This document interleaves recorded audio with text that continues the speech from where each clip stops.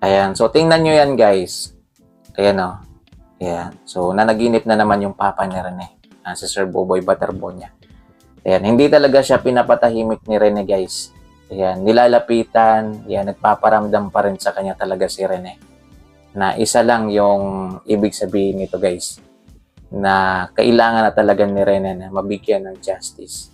Mga Q. Kasi nahihirapan na talaga si Rene. So, ito. Sabi ng papa ni Rene, mga Q. Ayan, o. Yan. Napanaginipan ko ulit siya. Yan, kinamusta niya ako. Naiyak talaga ako. Pagkatapos nun, may tinuro siya sa akin. Pero di ko maaninag sino. Yan. Umiyak ang anak ko. Yan. At humihingi ng tulong. Yan. Umiiyak daw si Rene, mga kakyo. At humihingi ng tulong. Yan. Tapos, bigla na lang tumakbo. Yan. Papalayo anak ko. Di ko sinundan kasi ang bilis parang may humahabol sa kanya. Ano kaya ito? Diyos ko. Yan. So, tumakbo daw. Guys, yan. Ang bilis daw ng takbo na rin mga kakyo. Yan. Ano kaya yung ibig iparating nito, guys, no?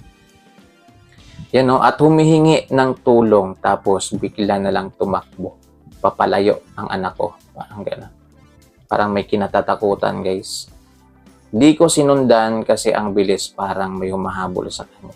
Para sa isang ama, guys, napakasakit nito, mga Q. Yan. Yung tipong gusto mong tulungan yung anak mo pero wala kang magagawa kasi panaginip lang, guys. Yan, siguro pagising mo, grabe. Yan, napakalungkot. Yan, iba yung pakiramdam, mga Q. Kasi kahit hindi natin pinagdadaanan yun ng pamilya Butterbonia, yan, ramdam talaga natin, guys. Lalong-lalo dito po sa papa ni Rene Butterbonia. Isipin nyo, mga kakyo, lagi siyang nananaginip kay Rene. Yan.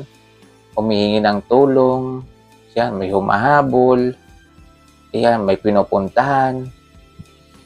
Grabe. So, sana talaga, mabigyan na talaga ng justice itong pagkamatay ni Rene Butterbonia. Kasi, guys, alam nyo, hanggat wala talagang hustisya diyan sa pagkamatay ni Rene.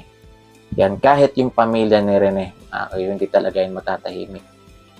Yan, siguro hindi lang po si Sir Boboy Butterbonia yung nakakaranas nito, guys. Yan, siguro pati rin yung ibang parte ng pamilya. Hindi lang siguro sila nagpo-post, mga kakyo, pero panigurado, pati si Ma'am Robilyn talaga ay nakakaranas ng mga ganito.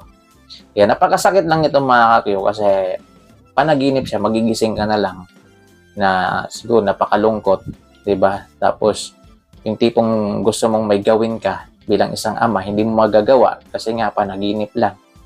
'Di ba, mga kakyo? Isa lang yung pwedeng pumutol sa mga ganitong nangyayari sa pamilya ni Rene. Mga kakyo, yun yung mabigyan siya ng justice para kahit papaano matahimik na rin yung lahat.